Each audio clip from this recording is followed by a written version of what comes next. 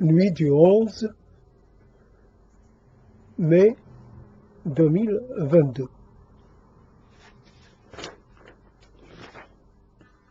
J'ai du mal à dire, à laisser partir un jour, une journée. J'ai du mal à laisser s'en aller le matin, l'après-midi, le soir, à la nuit. J'ai du mal à me défaire de ce qui a été à moi. Et dont je me sépare, malgré moi. J'ai du mal à dire quelque chose de bien. J'ai du mal à dire quelque chose à la mémoire de mes jours, ou de moi en jour. Comment dire adieu à quelque chose qu'on a à peine connu, à peine fréquenté. Mon jour, j'ai pas eu le temps de m'y installer. J'ai pas eu le temps d'y faire quelque chose de conséquent. Mon jour, comme les autres jours, s'ajoute à ma liste des regrets éternels, des défaites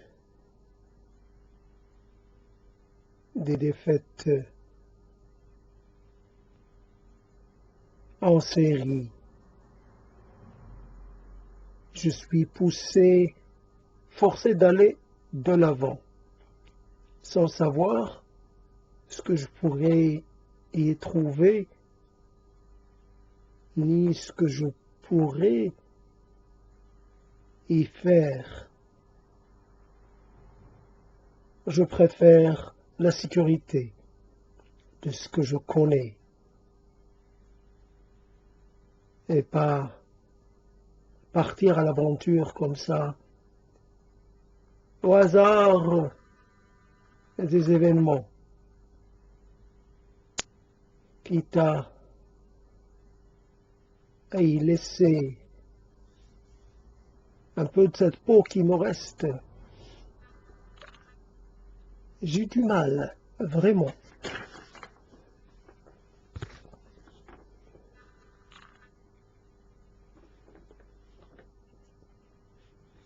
J'ai du mal à ne pas savoir, à accepter de ne pas savoir ce que deviennent mes jours.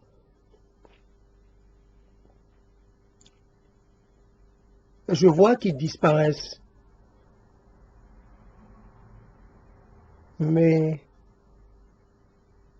ils disparaissent où et de quelle manière? Est-ce qu'ils vont rejoindre une dimension qui m'est inconnue? Est-ce que mes jours vont connaître une deuxième vie? Est-ce qu'ils vont se réincarner quelque part en mon absence?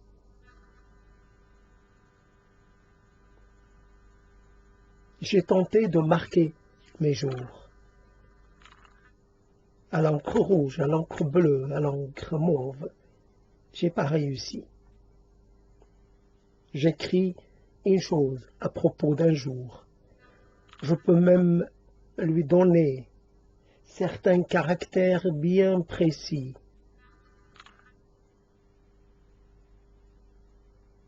Mais il semble que le jour n'en tient pas compte.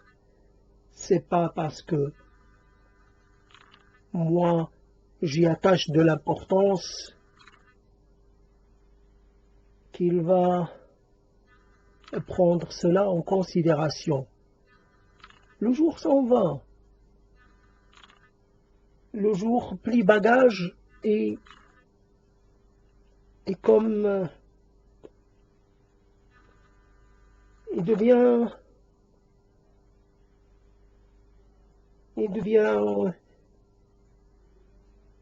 impalpable, quelque chose d'immatériel, quelque chose de l'ordre de la sensation. Oui, l'impression d'avoir vécu ce jour-là. Mais cette impression, elle s'ajoute à d'autres impressions. Et moi, je suis noyé sous ces impressions-là.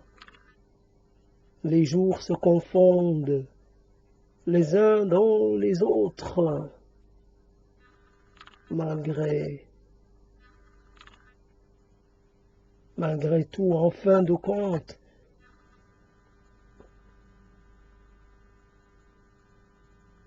ce capital que nous avons tous, ce capital-là, se dilapide de lui-même. Il s'amenuise au fur et à mesure, de jour en jour, évidemment. Un jour, on va se réveiller et on va découvrir que l'on a épuisé ce capital-là, qu'il ne nous reste plus que quelques jours à notre compte, sur notre compte. Que faire quand il ne vous reste que quelques jours? Les vivre mieux que les précédents, ou les vivre nonchalamment comme les précédents?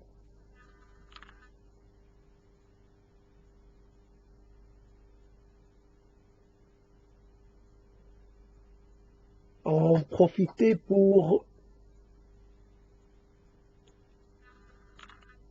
dire quelque chose de bien particulier, différent des choses dites auparavant. Il n'y a pas d'espoir. Il y a peu d'espoir que cela se réalise. Les jours s'en vont. Et nous avec. On n'a pas le talent d'édifier des mémoriels à la gloire des jours passés, des mausolées, des lieux de souvenirs, des lieux de recueillement. Mes jours morts, je les regrette autant que je peux en être capable. Je le regrette avec mes mots, je les regrette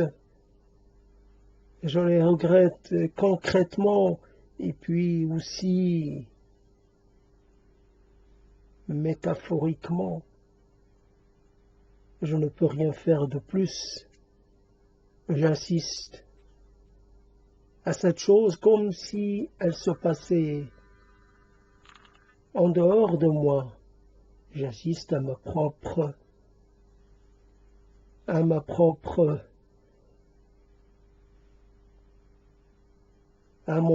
dessaisissement. J'y assiste sans pouvoir l'interrompre, sans pouvoir y mettre fin. J'ai perdu un jour, et puis j'en ai perdu un autre. Mais c'est quand que j'ai commencé à éprouver ce sentiment de perte, je ne saurais le dire, sûrement un jour. Je suis lié. Je suis là, en train d'assister à la prochaine venue d'un nouveau jour et l'occasion de voir tout se répéter presque à l'identique. Allez, dépêche-toi. Dépêche-toi de quitter ce jour.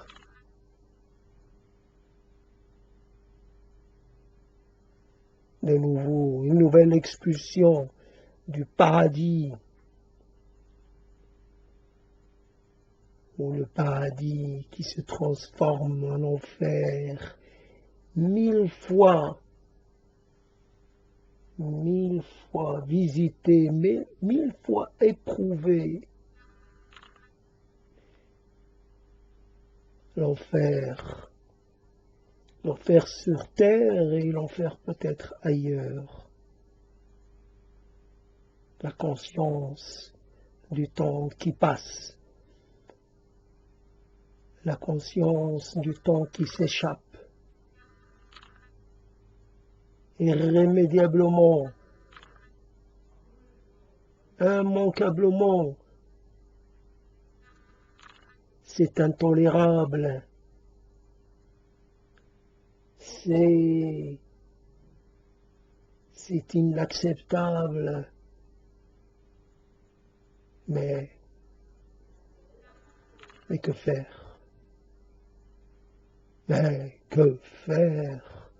Que peut faire l'homme? Que peut faire celui qui se sent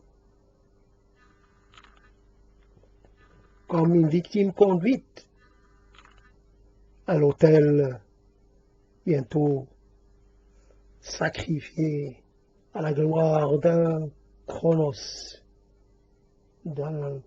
quelconque.